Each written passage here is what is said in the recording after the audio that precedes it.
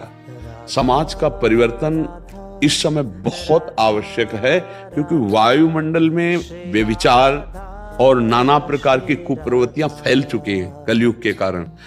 अब उसके लिए यदि भजन और तप नहीं होगा तो वाणी से केवल परिवर्तन नहीं हो सकता। हम किसी को धन और सुविधा देकर सुखी नहीं कर सकते, उसके विचार परिवर्तन की आवश्यकता है। अगर उसका माइंड परिवर्तन नहीं हुआ तो वासनात्मक भूत उसके द्वारा जो क्रियाएं करवाएगा वो अशांत रहेगा, वो नाना प्रकार के पापाचरण करके वो बहुत क्लेशित रहेगा।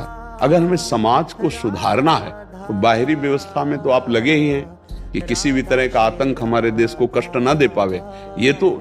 लेकिन अब जो देश की व्यवस्था की बात है सुधरने की, जब तक हमारे समाज का जो बुद्धि है उसका परिवर्तन नहीं होगा तब तक वस्तु दे देना, अर्थ दे देना, उससे सुविधा से काम नहीं चलेगा।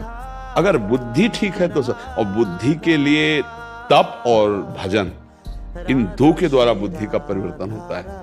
भजन ही या तपस्या ही बुद्धि को सत्य की तरफ प्रेरित करती, प्रकाशित करती है। तो हमें लगता है कि भगवान से प्रार्थना की जाए और स्वयं भजन किया जाए, और इसके बाद हम समाज का मंगल मनाते रहें।